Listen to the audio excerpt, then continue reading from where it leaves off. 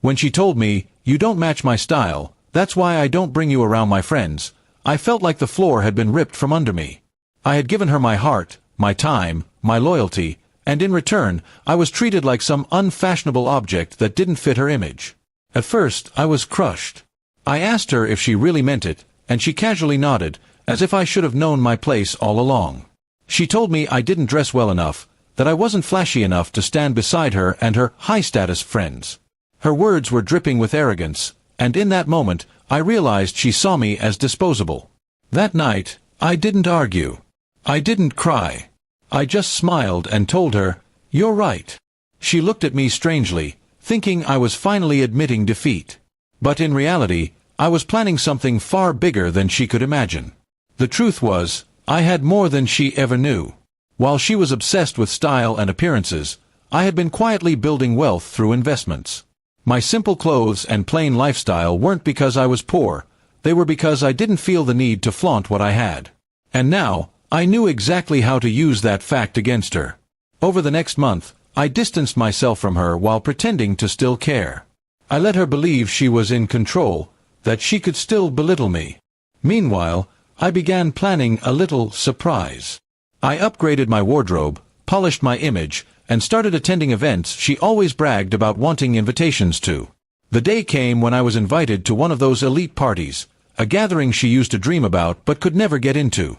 I arrived in a tailored suit, pulling up in a car she never even knew I owned.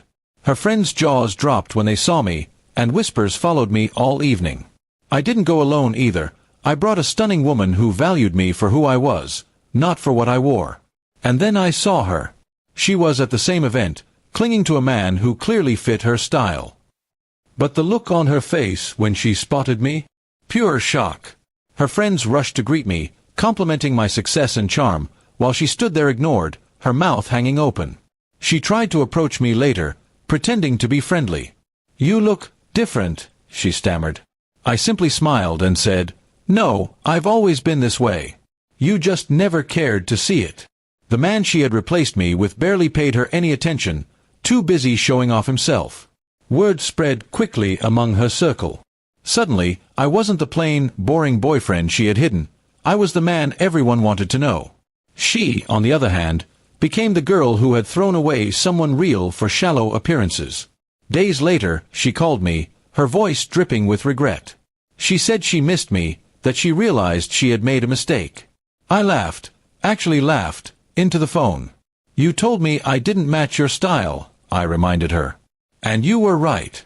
My style is loyalty, respect, and success. Yours is fake smiles and shallow love. We were never a match." Then I hung up. Her friends eventually distanced themselves from her, tired of her pretentious attitude. Meanwhile, I rose higher, respected for who I was and admired for what I had achieved.